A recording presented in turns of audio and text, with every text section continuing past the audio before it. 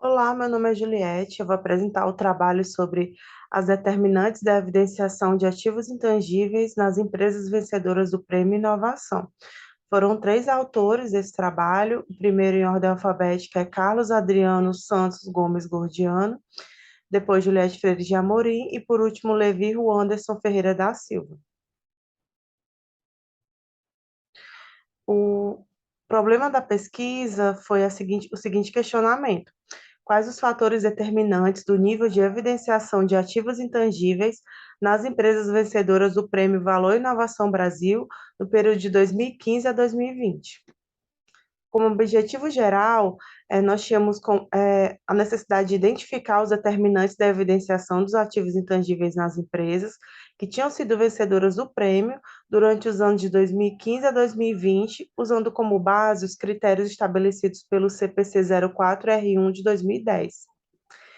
Para objetivos específicos, haviam dois.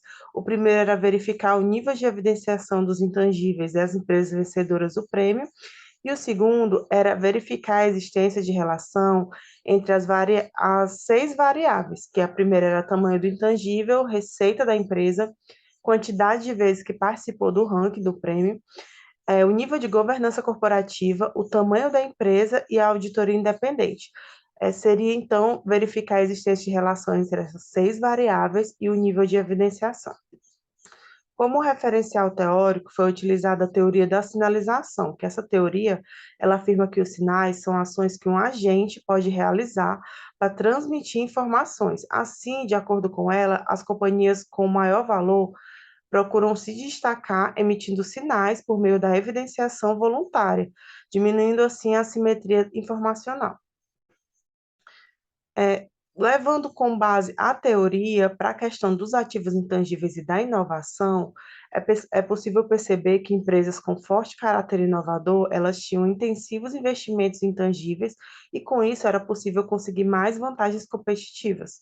Além disso, a inovação, ela também pode ser um aliado do ativo intangível para gerar, além dessas vantagens competitivas, a diminuição de barreiras e também outras ameaças competitivas. Como metodologia do trabalho, foram analisadas 71 empresas nos anos de 2015 a 2020. Foi utilizado o coeficiente de correlação de Pearson e criado um checklist com 9 indicadores, com base no CPC 04R1. Esses indicadores eles foram divididos em três categorias. O primeiro era vida útil, que tinha 2 indicadores. O primeiro era a divisão dos ativos intangíveis por vida útil definida e indefinida, e o segundo, o prazo de vida útil ou taxa de amortização. A segunda categoria era dividida em 4 indicadores. O primeiro era o método de amortização, o segundo, o valor contábil bruto, amortização acumulada, perda acumulada no valor recuperável, e o terceiro, amortização de intangível na demonstração do resultado, e o quarto, qualquer amortização reconhecida no período. Para a categoria adições, baixas e outros, eram 3 indicadores. O primeiro era o aumentos ou reduções por reavaliações, perda, desvalorização ou reversões e provisões para perdas de ativos que fossem reconhecidas no resultado do período. O segundo seriam conciliações de valor inicial e final de adições por combinação de negócio e de ativos mantidos para a venda. E o último eram as variações cambiais líquidas geradas por conversão. A cada item desse checklist que a empresa evidenciava, era dado um ponto 1, e quando ela não evidenciasse, era dada uma pontuação 0. Com o uso das variáveis, foram feitas 6 hipóteses. A primeira hipótese era de que empresas com maior grau de intangibilidade, elas divulgariam mais informações do que empresas com menor grau de intangibilidade. Para esse cálculo, foi utilizado o ativo intangível dividido pelo ativo total de cada empresa. É, a segunda hipótese seria de que empresas com a maior receita divulgariam mais informações sobre intangíveis do que empresas com receitas menores. Para esse cálculo, utilizou-se a média da receita dos anos analisados. A terceira hipótese era de que empresas mais inovadoras, ou seja, as que participavam mais vezes do ranking, apresentariam maior divulgação sobre intangíveis. Para esse cálculo, foi utilizada a quantidade de vezes em que a empresa participou do ranking. Para quarta hipótese seria que empresas com maior nível de governança corporativa apresentariam maior divulgação. Para isso, foram utilizados os índices de governança corporativa da B3, que são quatro. A quinta hipótese seria que o tamanho da empresa é um fator determinante no nível de evidenciação. Para isso, utilizou-se a média do ativo total durante os períodos. Sexta e última hipótese era de que empresas auditadas por Big Four apresentariam maior nível de evidenciação. Para isso, foi verificado nos anos do estudo se a empresa fosse auditada por Big Four, a cada ano ela ganharia uma pontuação 1, nos anos em que não foi auditada por Big Four, seria a pontuação 0.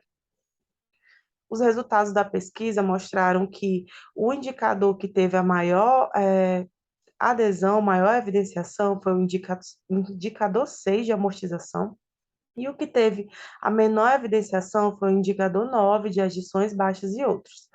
Vendo o gráfico, é possível perceber que o bloco que teve menos evidenciação foi justamente o de adições baixas e outros, que teve percentuais de evidenciação entre 32,39 e 22,54. Para os resultados individuais de cada correlação, inicialmente tivemos o grau de intangibilidade, que teve uma correlação de 58,79%, que é considerada uma correlação positiva moderada. Receita, 56,64%, também positiva moderada. Grau de inovação, 42,66%, também positiva moderada. Para o tamanho da empresa, foi uma correlação de 6,38% em relação à evidenciação, foi uma correlação positiva baixa. Nível de governança corporativa, 6,32%, também uma correlação positiva baixa em relação à evidenciação. E o tipo de auditoria foi o único que teve uma correlação negativa de 30,33%, que é considerada uma negativa fraca. Para as considerações finais, um dos motivos em que talvez tenha tido tão pouca correlação na maioria dos indicadores foi porque as empresas elas participavam de vários grupos diferentes, de várias áreas diferentes. Talvez se fizesse uma diferenciação entre essas empresas e utilizasse empresas do mesmo ramo para verificar, ficasse a correlação um pouco mais alta. E também, como recomendação para novas pesquisas, é, poderia ser utilizados outras variáveis, como, por exemplo, a variação de vendas, a rentabilidade do próprio patrimônio líquido, o risco, despesa com pesquisa e desenvolvimento, com treinamentos, a quantidade de patentes concedidas e também o valor de mercado da empresa.